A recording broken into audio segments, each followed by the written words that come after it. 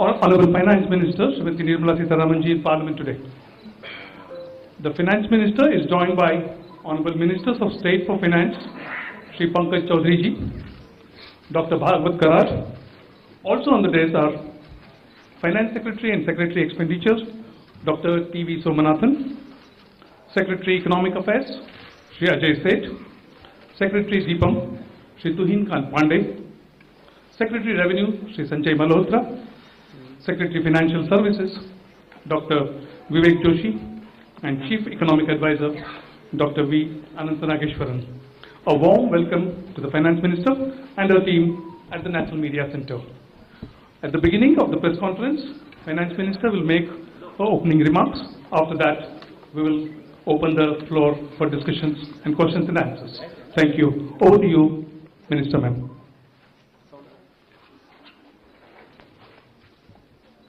So, thank you for coming here today. Thank you very much for coming here today. Slightly longish opening remarks. I'll try to cut it down. But over and above what you heard me say, I just want to give the overall perspective, so I'll take a bit longer than I desire. See, this is an interim budget presented just before the election, obviously. The four large things that I want to draw your attention to is GDP. You get the numbers, you see it and so on, but I want to bring in this dimension, that governance, development and performance. On all these three heads, I'd like to say what actually we have achieved, because that forms the backdrop.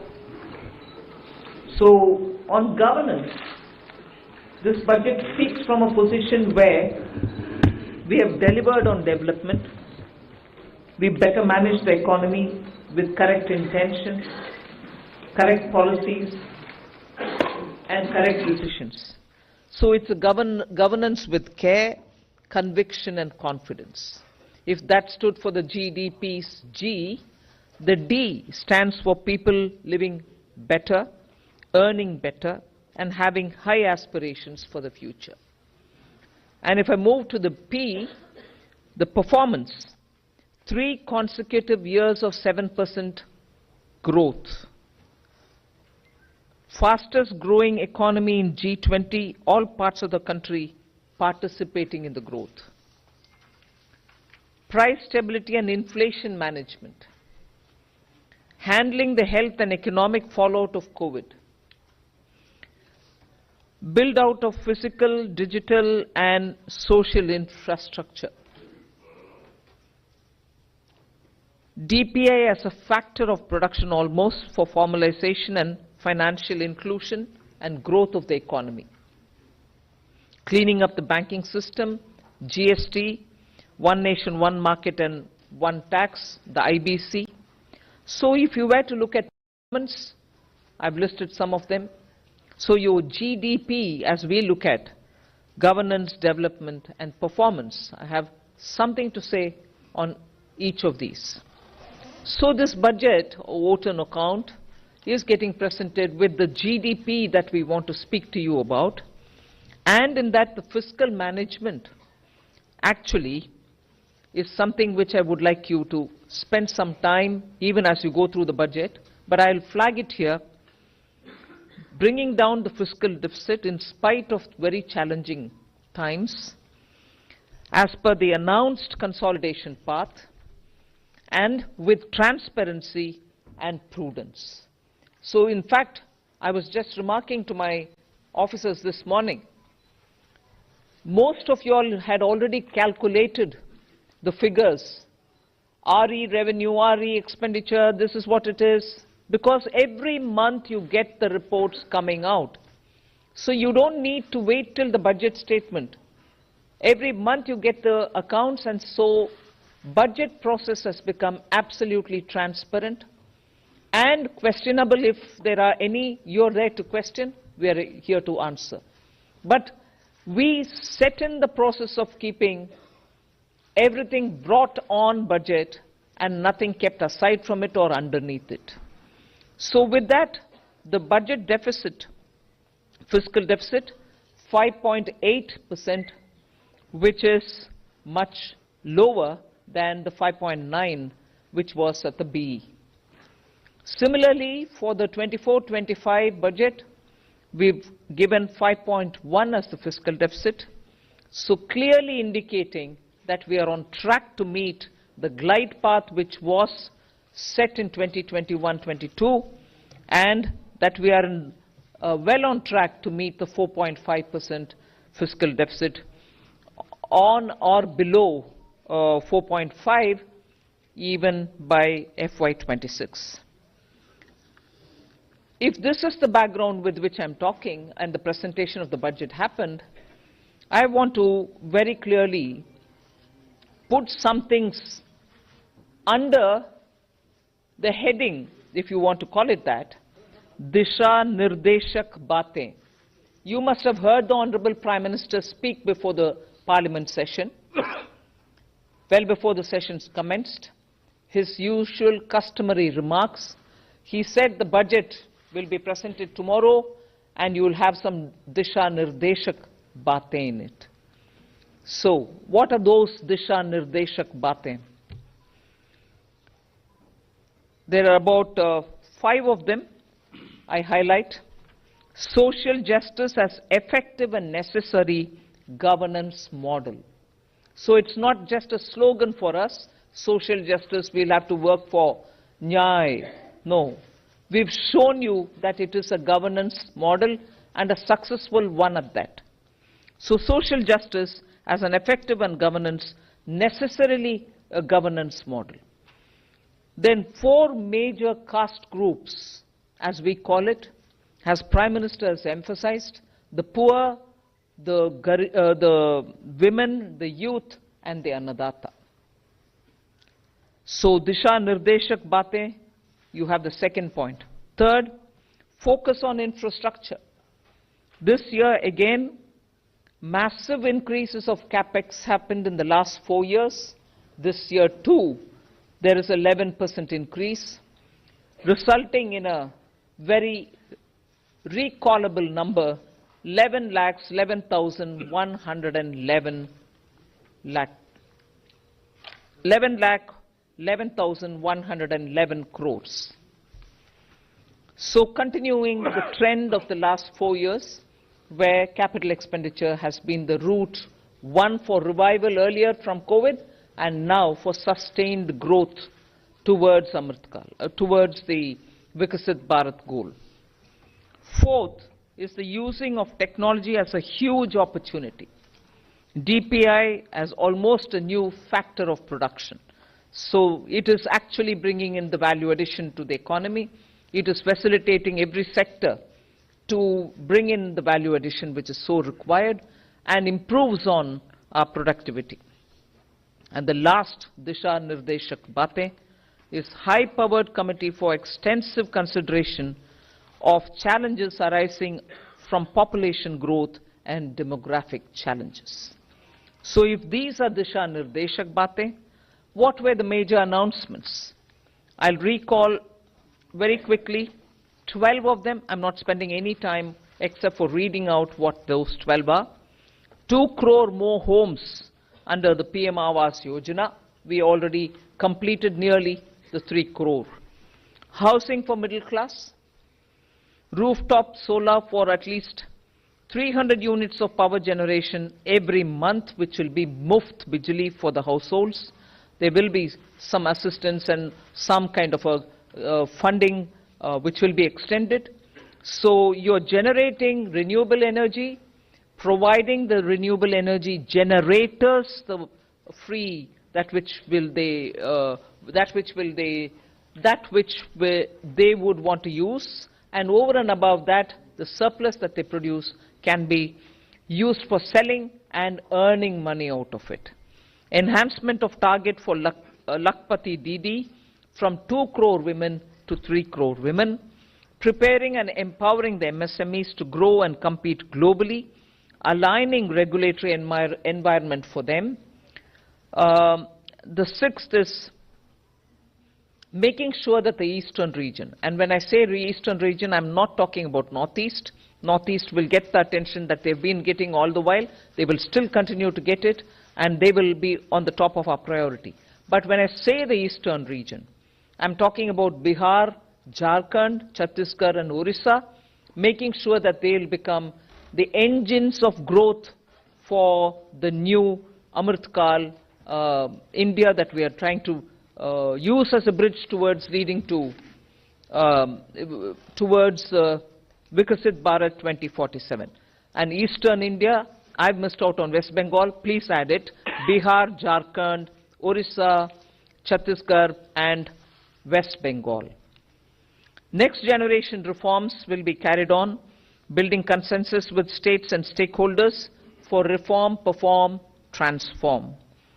3 major corridors, which are programs for railways, for logistics efficiency, and they have been explained. The important point that I want to highlight there is to make sure for Vikasit Bharat, you just don't need to build for better passenger convenience, you need to build for better passenger convenience. You need to give them safety.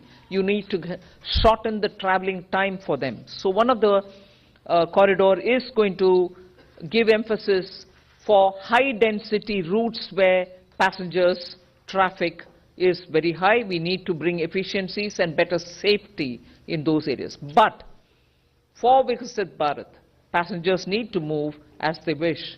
But equally, materials, raw materials, building goods, cement, rare earths, minerals, we need them to move efficiently as well. So the corridor will take care of that as well. So the synergy between movement of people and movement of goods is what is being highlighted in the 3 corridors that we're talking about.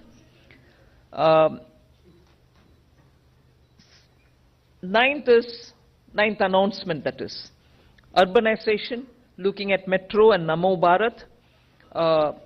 One of the railway related things which I missed out on telling you, 40,000 bogies are going to be improved in the standards with which they can be effective rolling stock and also give the convenience in the passenger experience inside the bogies as well. So 40,000 coaches are going to be brought up to the level of Vande Bharat standards. Metro and Namo Bharat I did mention, so that urban transformation through transit-oriented development can happen. The 10th announcement which I draw your attention to is 1 lakh crore corpus for research and innovation by private sector. So that's coming in at the 10th. 11th is boost to tourism, including spiritual tourism. Interest-free loans will be given to states so that they can build on iconic tourist centers. And the 12th one is supporting reforms in state. They are separate from the development of tourism centers, and therefore I want you all to have the clarity that help to centers are supporting reforms in state is slightly different from boost to tourism. There will be a white paper on economic performance of the last 10 years compared with the previous 10 years. The 12th announcement is so much a statement that I would like to make, which is what I made in the budget speech as well. Government has got the trust and the confidence and the blessings of the people based on its exemplary track record of GDP, as I said, governance, development and performance, effective delivery, and also on Jan Kalyan. So highlighted points have been realized as goals of Vikasit Bharat till now, and they are the realizable goals also continuing to be so, because what we want to underline is we govern with good intentions, true dedication and hard work in the coming years, and that's why Amrit Kal is also now called Kartavya Kal. In short, that's the budget. Thank you very much. Yeah. The Finance Minister has just now encapsulated the key highlights of the budget. We'll now open the floor. We can begin with the front row here. Please go ahead, 53. Please hand over the microphone here. Hello, ma'am. This is Priyashmita from Informist Media. Ma'am, I wanted to know about the projections in your tax collections. So tax collections are seen currently growing at about 14.4%. Your April to December data shows. However, the projections in your budget are lower than that. So a back of the envelope calculation shows that you're going to get about 55,000 above your revised estimate if the collections continues. So your estimates are conservative, would you say that? I'll certainly ask Somanathan to come in on that. Estimates are always realistic with us. So let me clarify this. If you look at page 6 of the budget, you can look at it later. I'll just explain it to you. We are projecting that gross tax revenue. Now, this gross tax revenue in this sheet is net of refunds. So, net of refunds, we are projecting that in this financial year, it will grow by 12.5% with reference to last year's actual. So, from 30.54 lakh crores last year to 34.37 lakh crores this year is what is presented in our revised estimates.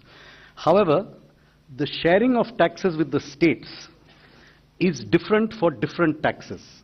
Not all taxes are shareable in the same ratios. What has happened this year, if you look at the numbers, and they are given on page 6, union excise duties have actually shrunk. They have not increased. Most other taxes have grown at, as you say, 14%, etc. Union excise duties have grown -5%. That reduction is almost entirely on the account of the center, because the same way that cesses are not shared, reduction in cesses is entirely borne by the center. So as a result, the state's share has increased by 16.5% in our revised estimates. Between the state share in the revised estimate and the state share last year, there's an increase of 16.5%. So taxes are growing 12.5% net of refunds. State share is growing 16.5% net, and therefore net to center is growing only 10.8% approximately. So there is no expected further, padding or anything here. This is our realistic but slightly conservative estimate. Okay, the next question, please. 65. Please go ahead. Hi, ma'am. Yeah. I'm Kriti from Informist Media. So you mentioned that CAPEX, there has been a push towards CAPEX. However, the CAPEX jump for this year is 11%, right? Which is lowest in last 4 years. So are we moving towards a place of moderation in CAPEX? And secondly, while the budget, this is another unrelated question, while the budget clearly says that you are committed to your 4.5% target, you have also been recommended to bring down your debt to GDP ratio to 40% level, which still stands above 50%. So how are we looking towards moving towards that target? Thank you. First of all,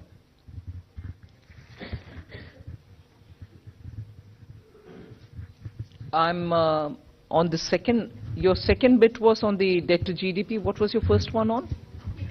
CAPEX. 11% growth in CAPEX. You've got used to about 30%, 23% from a low base. And today 11% on a high base appears low.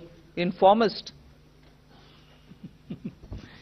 11 lakh crores going for capital expenditure. And you're seeing also that the private sector is coming in with their investments. So one has to have a clear understanding that when the government wants to spend through capital investment, it can be for one, triggering the economy so that private sector also comes in. At a time when private sector didn't come in, we still fully came in. Now we are seeing also signs of private sector also coming in. So it's only natural for two reasons, therefore, for you to look at. One, on what base are you saying 11% is less? Growth it is. And second, please do look up if private sector is coming in or not. Does it answer you? Yeah. The next question, we'll take it. Wait. Still, on your 40% of, first of all, that was a figure that was set before COVID. Its relevance today is something that has to be looked at completely afresh. And in fact, in 21-22, the finance minister had set out a particular fiscal consolidation glide path, which is the post-COVID glide path. I would only point out that today India's debt to GDP ratio is one of the lowest in the G20 apart from other countries. So we have to look at things in today's context, not based on a historical relic of a report which was prepared long ago before COVID happened. Yeah. And again, our external debt also is something which you should notice is never been high, not high even now. Yeah. Second row, I would request you to confine to one question, please, because there are many questions coming up. Yeah. Thank you very much. Please go ahead.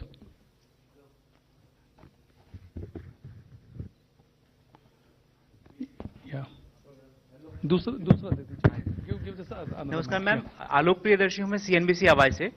मेरा सवाल ma'am ये है कि एक consumer के नाते, एक tax payer के नाते हमेशा लोगों की ये उम्मीद रहती है, या इस देश में कैसे कह सकते हैं कि चुनाव इतने ज्यादा आते हैं कि लोगों को लगता है कि जब चुनाव आएंगे तो उनकी जो मांगे हैं वो पूरी हो जाएंगी, टैक्स के मोर्चे पर कहें या फिर जो पॉपुलिस्ट मेजर्स सरकार लेती है.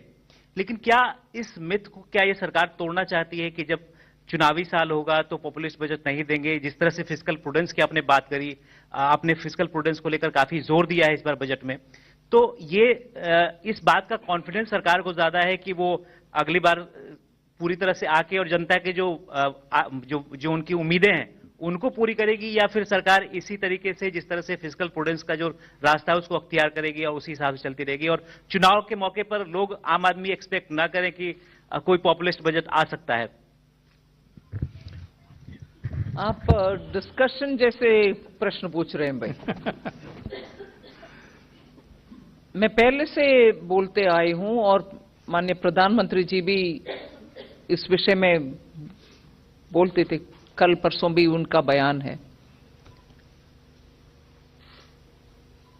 वोट ऑन अकाउंट क्या है, कैसे है, आपको मालूम है. So we largely kept vote on account as vote on account, but also showed how the economy will be moving forward and what's our plan for it. Who are we going to aim at when in July, when we come back to present a budget? Who are the sections who will be addressed? What are the kind of investments we'll make? However, very clearly showing that on capital expenditure, we are showing an increasing growth. More money is being put in for that, for innovation, and so on. So announcements भी है, ये नहीं है कि vote on account है इसमें कुछ और नहीं है. Announcements है, दिशा निर्देशक बातें भी है. So vote on account and interim budget को कैसे, किस हद तक उपयोग कर सकते हैं, और वो भी कॉन्फिडेंस सरकार, उस हद तक हमने यूज ही किया है. Yeah, Z Business, and after that you hand over the microphone to your right. Yeah.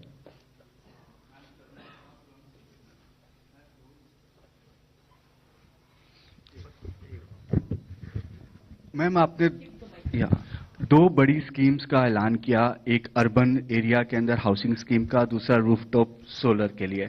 Ma'am, इसका बजट एलोकेशन कितना है? एक सवाल. दूसरा सवाल मैं मैम पूछना चाहूंगा डाइवेस्टमेंट के ऊपर.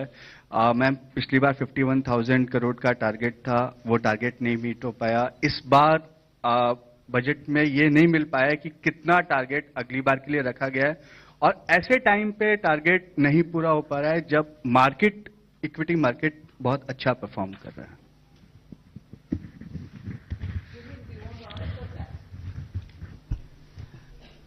पहली बात तो मैं ये स्पष्ट करना चाहूंगा कि जो डिसइन्वेस्टमेंट है उसमें हम वैल्यू लॉकिंग का प्रिंसिपल लाते हैं. आपको एक मैं छोटा सा उदाहरण देता हूं.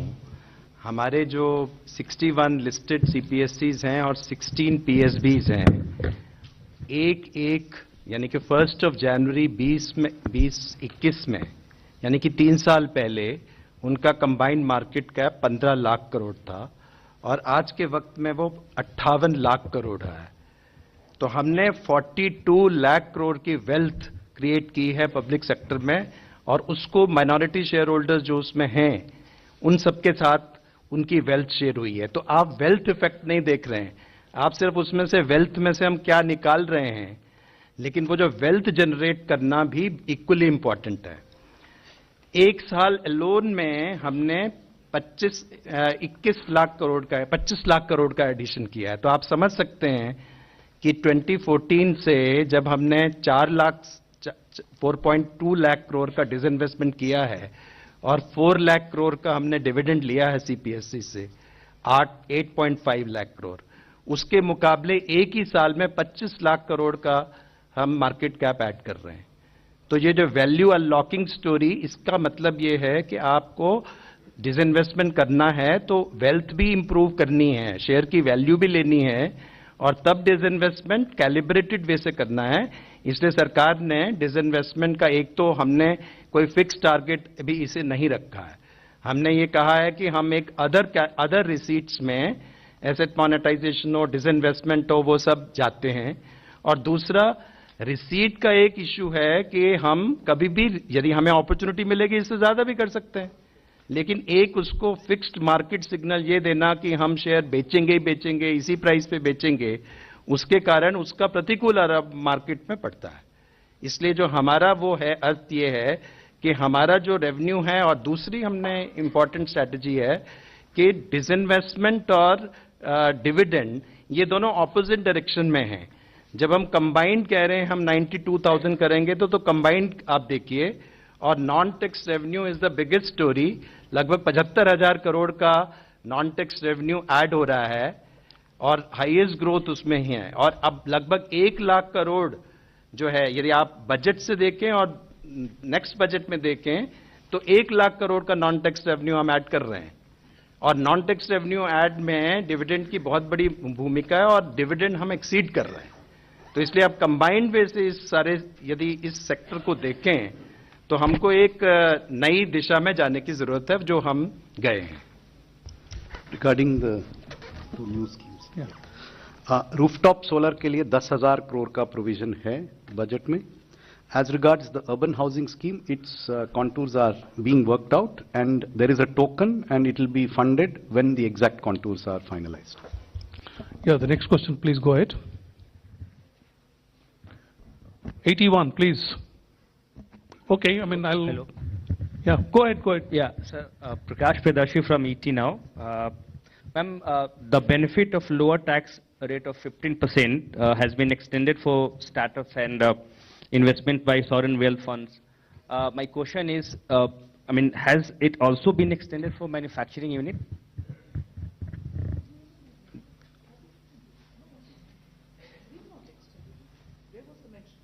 No, I'm asking, I'm seeking clarity. No. Thank you. Yeah, Bloomberg, Ruchi. Ma'am, some of the rating agencies have said that they will take a call on a ratings upgrade for India only after the next budget. But given that this budget of yours, you did say that it has been transparent, you've maintained the path of fiscal prudence as well, what will be your message for rating agencies? Not only aligning with the fiscal consolidation roadmap that we gave earlier, but bettering it. Is that one simple, straightforward message which every rating agency should take on board? Should take on board. Ma'am. Yeah, please go ahead. Yeah. Sapna here from CNBC TV 18. Ma'am, two questions. One very broad, generic. Excellent work in terms of fiscal consolidation. Just want to understand, is it slightly ambitious to have a 5.1 number right away in the interim budget? I mean, broadly expectation was July budget, you know, you will start kind of... No, I don't mean that. No, I don't mean that, but just try to understand, like in 2 years, you'll be able to do below 4.5%. Very broad understanding, ma'am. One is that. Second, ma'am, you're talking about next generation reforms. Within that context, the government has had a, a massive privatization agenda. There doesn't seem to be, any mention of that as of now. Just heard to him. Sapna, you're asking the same thing. No, but You went elaborately on it. but will you still be sticking to it? Just broadly wanted to understand.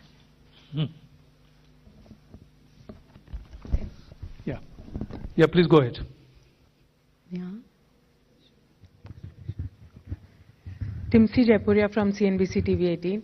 Ma'am, in your budget speech, you've given a very ambitious target of 1 lakh crore worth of a fund for private sector for research and innovation, where you've promised 50-year interest-free loan. If you could give the contours of this scheme, which are the sectors who will benefit in terms of the private sector, which are the specific sectors who can avail this corpus, and what kind of work or research and innovation are we focusing on?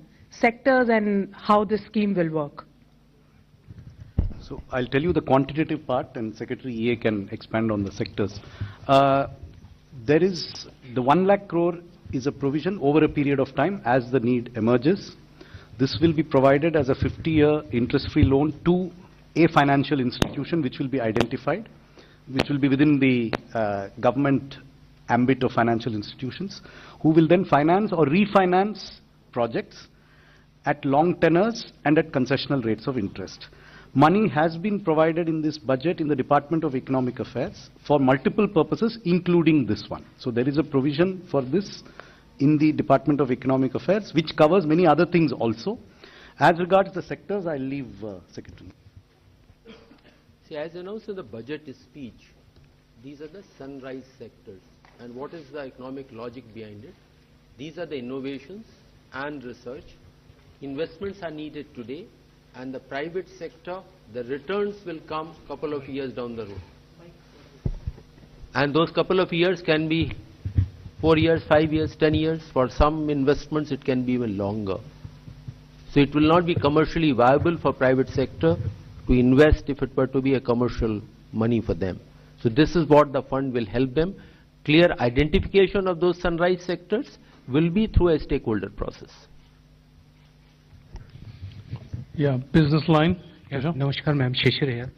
Just two clarity, ma'am. One is about the TCS. Some changes have been made in the TCS on the LRS.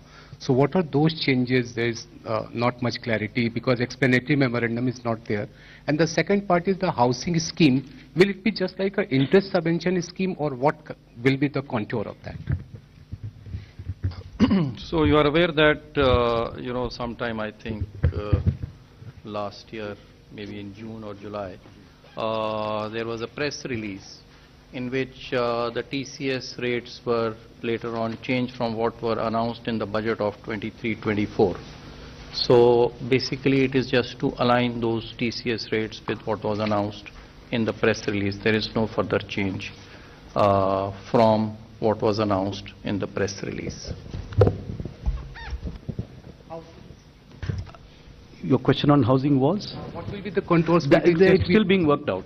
Interest subvention, will there? It could be one of the features of the scheme, but nothing has been finalized yet. It's under discussion between Department of Financial Services, Ministry of Housing and Urban Affairs. Multiple options are being considered on how to achieve the purpose that has been set out. Hello, ma'am. Ruchika Chitravanshi from Business Standard. One question was regarding the relating to the announcement you made about the withdrawal of demand for outstanding tax. What will be the cost to Exchequer for the tax that will be foregone? And second, a small clarification: the 75,000 crore 50-year loan that is linked to the milestone reforms. Yeah, is that in addition to the 1.3, or is it part of it? So all of you would be aware, that there are a large number of small demands that are pending with respect to income tax, wealth tax, gift tax. They number in all about 2.68 crore such demands. The total amount, of course, is very high, which is 35 lakh crore of outstanding demand. A lot of it is in litigation. But many of these demands, about 2.1 crore, in fact, 2.1 crore out of 2.68 lakh demands are valued less than 25,000 rupees.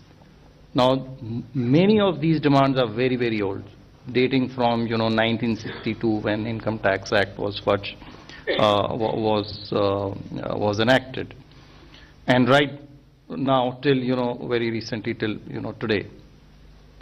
So this has been causing a lot of hindrance, especially for the taxpayers, because these demands are very old. Many of them are unreconciled because of systemic issues. We shifted, our CPC, all the tax records, centralized them in 2010-11 year. And so that's why a cutoff has been taken at 10-11, because previously the demands were decentralized. And so we are unable to, verify many of them, causing disruption and hindrance in payment of refunds. So out of this 2.1 crore demands, which are less than 25,000 rupees, about 58 lakh demand entries for the period pertaining to financial year 9-10. And then from 10-11, these are less than 25,000, as already announced by the Honorable Finance Minister, and another 53 lakh entries pertaining to the remaining 5 years from 10-11 to 14-15. So 1.1 crore small demands, 25,000 and 10,000 for the 5 years. These are being remitted. The total amount is less than 3,500 crore rupees. The 75,000 crores is part of the 1,30,000 crores. Yeah, go ahead, please. Yes, go ahead. Hi ma'am, this is Pushpita from the core. You mentioned about that nearly 40,000 rail bogies will be converted to Vande Bharat standard. But if you look at the price of Vande Bharat is comparatively higher than the other ticket prices. So considering the affordability of the passengers, what will be the pricing and how will it be decided? If you could. It's up to the railways, but Vande Bharat trains are one thing. The bogies 40,000 being upgraded to the Vande Bharat standard is another thing altogether. Those bogies probably cannot even take the speed with which we want to improve the high density areas with better speedy transportation for the common man. Equally, the inside bogie experience is also not up to the mark because they've been so for a very long time, and as time passed by, their quality has also come down a bit. So we are talking about the bogie quality matching with the Vande Bharat standards. As to which of those lines of traffic that they will get connected to, and as a result what will be the rationalization of the ticket price, is not something that we can talk about. That's something which the railways will work out gradually. But progressively, that point proves that through the 40,000 bogies that we're talking about, the quality of the Indian rail bogies, which are so important for safe travel and also ease of living travel and comfort, will need upgradation, and this is what we're aiming. Yeah. Please speak into the microphone. Yeah, good evening, Minister. Minister, you had announced an aggressive plan for privatization of 2 government banks a couple of years back. So is that proposal still on table? And my second question is your thoughts on the shrinking successively, every successive year we've been seeing the divestment receipts shrinking. So your thoughts on that? I thought Tuhin had explained the second part of your question, but never mind, I'll ask him to again probably explain it. He'll give you an answer. We're not sitting on judgment over anything. The disinvestment receipts, as you say, is that, is basically you part with your wealth, which is the shares or a property, and convert it in and monetize it. Now there is a wealth effect also there, and we have partners which are the listed companies, the minority shareholders. Our point is that we are also, taking care of GDP, as FMM mentioned, in respect of CPSEs. If you look at the CPSE's performance, whether it comes to capex of 3.2 lakh crore, whether it is their growth story, whether their investment in green energy, whether their performance in return on capital employed, whether you look at return on equity, on all fronts, we are seeing that they are big market players, they continue to improve, and therefore they continue to reward shareholders, including the government. Government is a majority shareholder, but a large part of our shareholders are minority shareholders. So therefore, any strategy, calibrated disinvestment strategy, which will actually do the sum over a period of time is much more than that. And besides, the shares also give you dividend, and we have a consistent dividend policy too. And money is fungible. So we have to have a new paradigm in terms of thinking about, and not to just keep on parting with our wealth at one stroke. We can always do it in a gradual, calibrated way. We'll take a question from the right side, ma'am. Please go ahead. Yeah.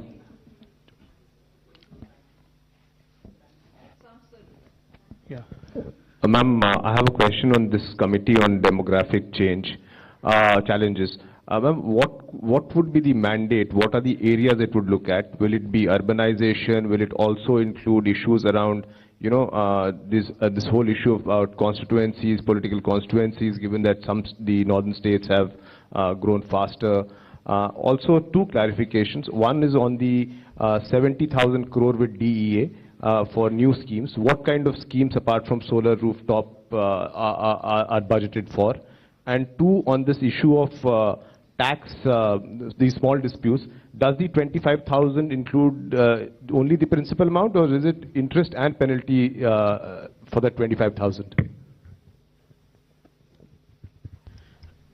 On the provision for Department of Economic Affairs, this has two components. There are certain specific announcements that have been made, and those are provided for. In addition, there is a large increase in our capital expenditure budget.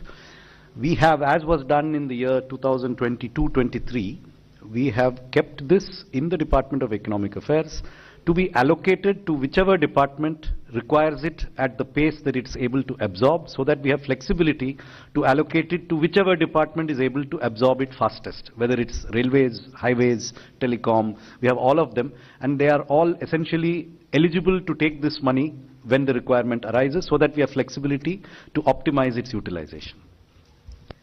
Hello, ma'am. As to your, let me answer the second part. As to your question as to whether the 25,000 rupees amount which is remitted being withdrawn, you know, till the year 9-10, and 10,000 being remitted from 10-11 to 14-15. Let me clarify that this is the amount of demand which is mentioned in our books. And so when this demand is actually entered, then it will include even the interest till the point, you know, when the demand was actually assessed and entered. So it includes the interest till that period, that point of time. And any interest which accrues later on is also withdrawn. Yeah. The front row, left side, please. Hello, ma'am. Ma'am.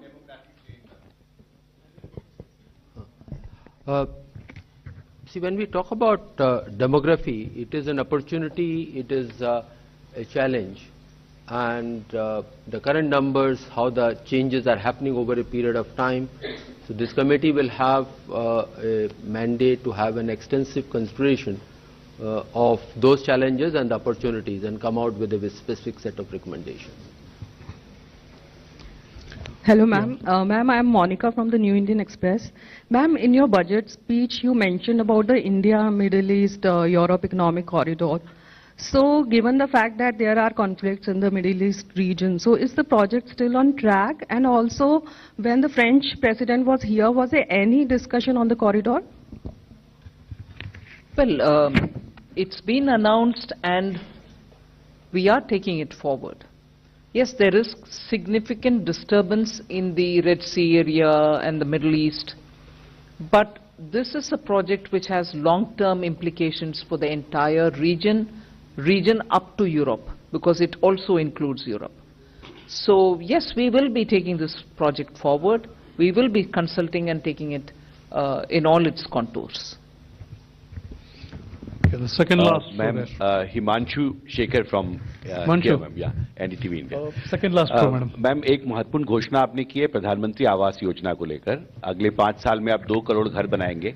क्या ये फैसला हुआ है कि इसमें से कितने घर आप ग्रामीण इलाकों में बनाएंगे और कितने शहरों में, जैसा कि पहले ग्रामीण के लिए बनाएंगे? ग्रामीण के लिए 2 करोड़ और घर बनाएंगे। हाँ। और ये 2 करोड़ 95 लाख का जो आपका टारगेट था वो आपने पूरा हो गया है? 3 crore, we are close to achieving 3 crores. And over and above the 3 crores, ये 2 करोड़। 2 करोड़ है, और इसके लिए फाइनेंशियल कुछ एस्टिमेशन हुआ है, कितना एलोकेशन करेंगे आप? इसका allocation is provided for. It will be supplemented when the costing is worked out for these additional. But there is a provision to kick it off in the coming year. Thank you, sir. Yeah, please go ahead.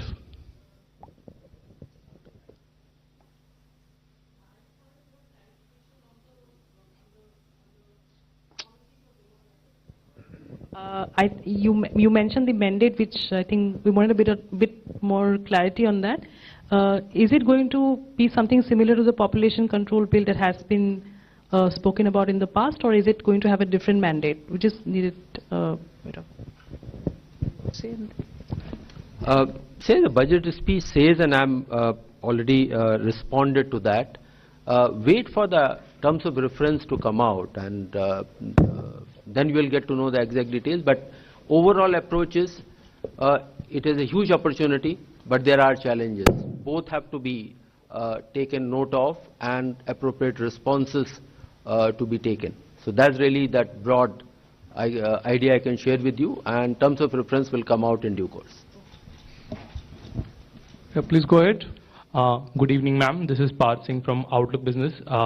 Since you spoke about bringing the East India to pace in terms of development, I wanted to ask you, how does the government plans to address the industrial gap to help these states in a free market economy? And for example, more than 70% of the PLI projects are currently concentrated into just 3 states. So I wanted to ask you that. They are not concentrated in 3 states because we want them to be concentrated in 3 states. If there are investments happening, and if there is going to be production in any other non-3 states that you want to talk about, PLI will be extended to them as well. It doesn't go on the criteria of geography. It goes on the criteria of manufacturing, of how many additional units are produced. I just want to add to that. The public sector investments have gone substantially to the eastern region, whether you look at gas pipelines, new fertilizer plants, or even new LHB railway rolling stock, which is being manufactured in Bihar. So a considerable amount of the public sector investment is focused on the eastern region.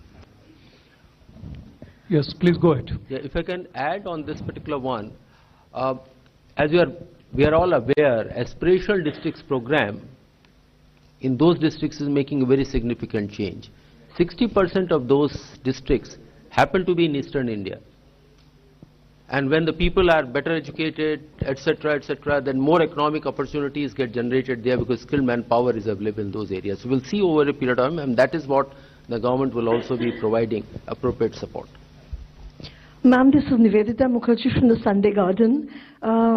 This is with regard to the National Monetization Pipeline that was launched in August 9, 2021.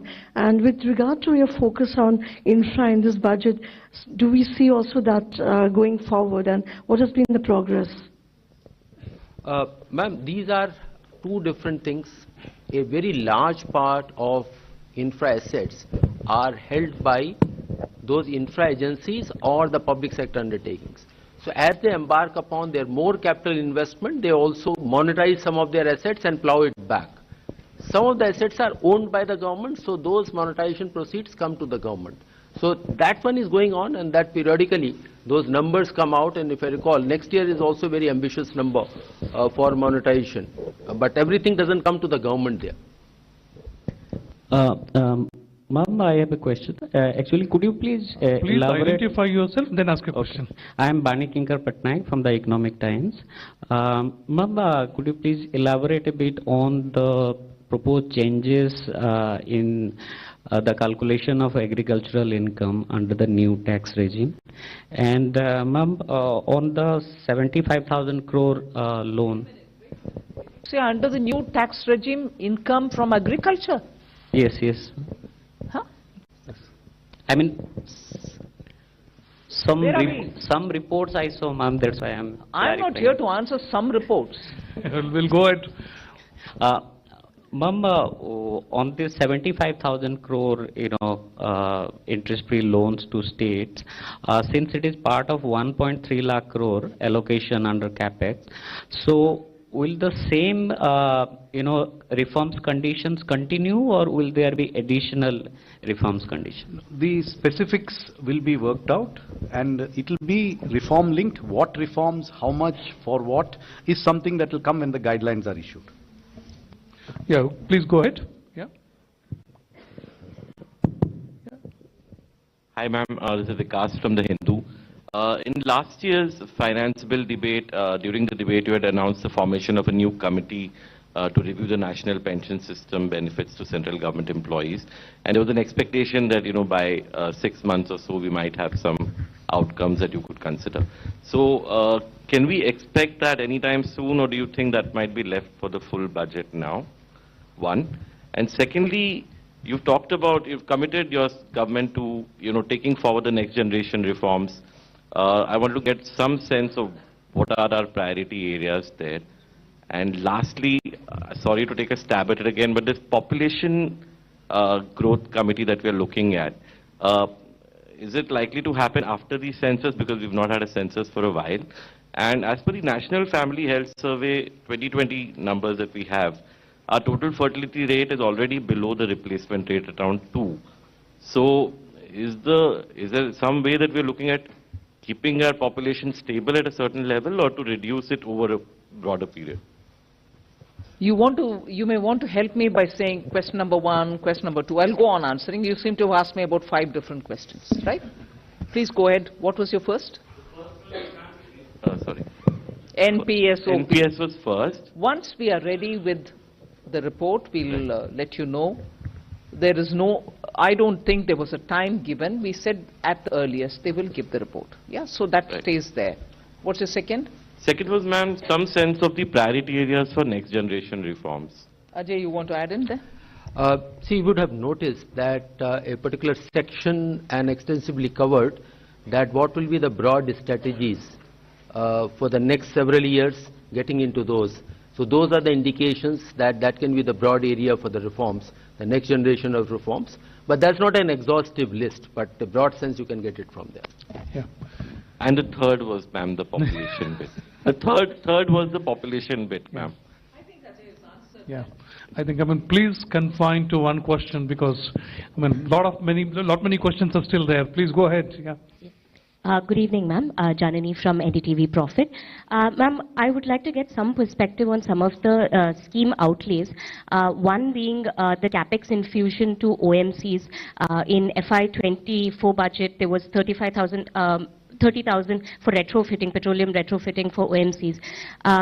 This, in the revised estimate, it was said that 15,000 only would be allotted ahead of the budget, but later we are seeing that the same 15,000 amount is there for FY25. Just want to understand if the same has been deferred. And also on the fertilizer subsidy, comparatively it's lesser, so the reason or reasons behind that math. On the oil marketing company public investment, the requirements were reassessed, and it's also been deferred to next financial year. So it has not been provided in the revised estimate. So it was not that it was provided. They're just coming out with the revised estimate. So it is not going to be in this financial year. It's been provided for in the next financial year. And the second part was? Fertilizer subsidy. Fertilizer subsidy is estimated based on recent trends in global ammonia and fertilizer prices, which have been on a downward trend for the last 6 months. So it's our current estimate based on the best information we have right now, which is very different from the prices which were there during the early part of this year. Adrija from Money Control. You have assumed nominal GDP of 10.5 for the budget. So that would, just wanted to know the division between the real GDP growth and the deflator. Also, the tax collection growth is seen at 11.5, if I'm not wrong. So there seems to be a more significant gap between the two, which we've seen a trend in the past. One more clarity, I'm sorry for adding. This is with regard to a mention that the average real income of people have increased by 50% with moderate inflation mentioned in the speech. I just want to clarify, is this linked to investment rate or per capita income? Thank you. Answer. Again, you have to help me out, and you asked 2-3 questions.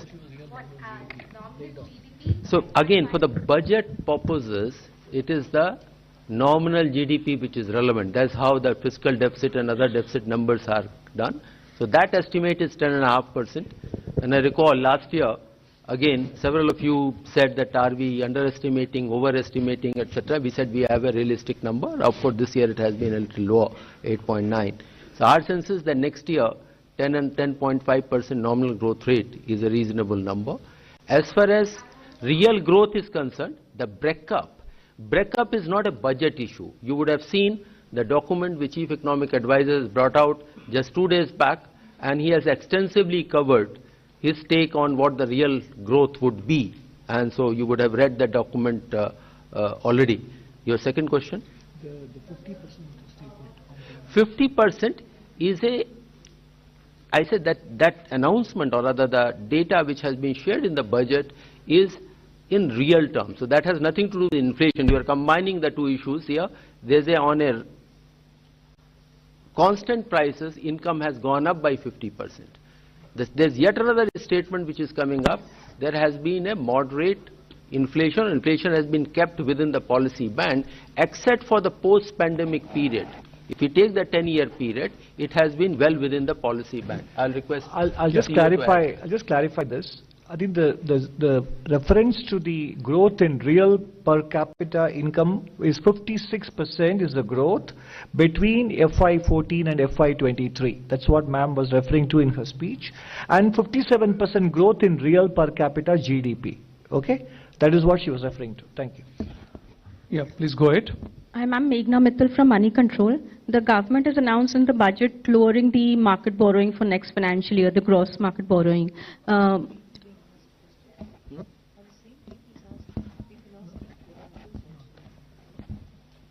So I just wanted to understand what gives the confidence to the government that they'll be able to lower the market borrowing amid the global challenges and the capex increase that has been announced. So I think the confidence comes from the numbers that are presented. So if the revenue numbers are realistic, if the expenditure numbers are realistic, then the deficit number is realistic. That deficit number is then broken up into sources of financing. And we have taken a 10.5% nominal growth rate, 11.5% revenue growth rate, which is buoyancy of less than 1.1. This year we have achieved 12 plus with a nominal growth of 8.9. So I think a very decent, very conservative buoyancy has been assumed. In addition, the expenditure numbers are realistic. We have provided for everything. Therefore, the deficit numbers are achievable. And the borrowing breakdown is given here in terms of how much is market, how much is small savings. Small savings, we have shown a declining trend in resources from small savings. We have shown a declining trend in external debt, and that is reflected in these borrowing numbers. So these are very realistic borrowing numbers. On the gross borrowing coming down, next year, some of the repayments of loans taken will not be happening from the consolidated fund. They are repayments of the GST back-to-back loans. So they don't necessarily lead to new gross borrowing. So there is a slight recalibration between the growth of the net, in fact not the growth, the decline in the net borrowing is gentle, the decline in the gross borrowing is steeper, but there is a reason for it. So it's very realistic. Good evening. Supplement this answer, and your answer to your question lies in what the Finance Minister committed 3 years back, consolidation path, fiscal consolidation path. When the GDP is growing, but fiscal deficit is being brought down and coming down now to 5.1%, even with a higher GDP number.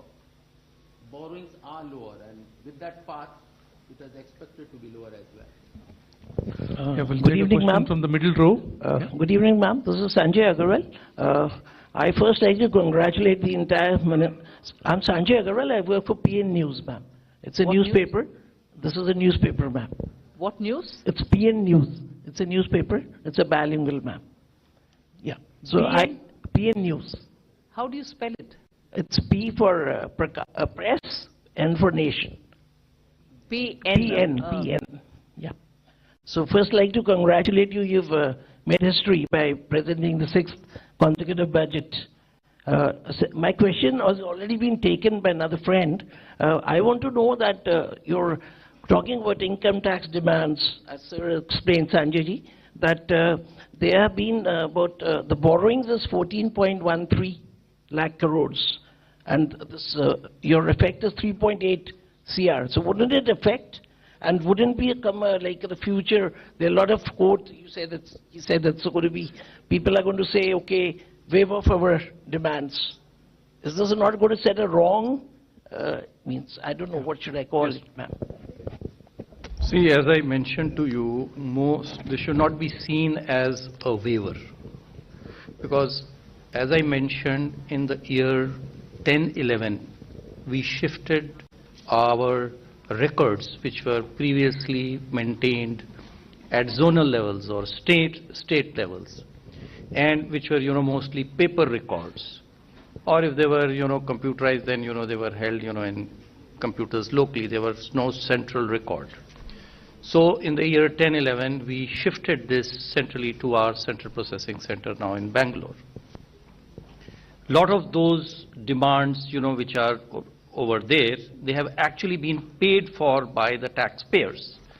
Because when we reach out to them and we tell them, this is a demand, this is a small demand, of course, but they say, well, we have already paid it. But the records were not with us because they were all decentralized. And so mostly these demands are actually not existing. They are existing on paper, but they are not actual demands. They are mostly fictitious, and they are not going to yield any revenue. Some of them, of course, are very, very small, 1 rupee, 2 rupee, less than 10 rupees. So it's not a waiver. That's why Honorable FM in her speech has not called it a waiver. It's just a withdrawal, it's just a correction of entries. Ma'am, shall we conclude, or would you like to take 1 or 2 questions more? No, just those who had shown their... Yes. We go to the middle row. Yeah. Yeah. No supplementaries. And now, please confine to 1 question now, all of you, the 3 of you. Good afternoon, ma'am. Congratulations to you and everybody. Karishma this side from Business Today. Ma'am, if you look at the Manrega allocation, if you see the trend for the last few years, whatever has been budgeted, usually the revised allocation goes, of course, slightly a bit more. And if the trend carries on, it could be seen in FY25 also that you may have to allocate more in the next budget. I'd like to understand from that point of view, ma'am, is the center happy with the way the scheme is working, especially in cooperation from the states? First of all, Manrega allocation is not done on the basis of a trend. It is based on the demand coming from the ground. That is one answer for your first question. But on your second, much more than me commenting, CAG has commented on the way Manrega is operating in some states, where claims are all reaching a stage where they need to be verified. Are they really existing people in the ground? Are people not really those for whom the payments are going? And questions critical to the very spirit, letter and spirit of that program. So to that extent, the CAG reports themselves highlight where course corrections will have to happen in those respective states. I'm not saying a problem existing in one state is the same across board. Some states may do with some kind of a problem, some others do with other kind of problems and so on. So that has to be addressed differently from, are you gradually coming down in terms of allocation? You're putting 2 and 2 together, which may not be right. Ma'am, hello, this is Surbhi from Business Today magazine. Ma'am, I wanted to understand by when will the white paper that you have announced come out, and will it be done by the Finance Ministry? And secondly, ma'am, on CapEx, do we foresee any slowdown in CapEx this fiscal, because we have about 2 months left now, and we'll have the Model Code of Conduct coming in, so that...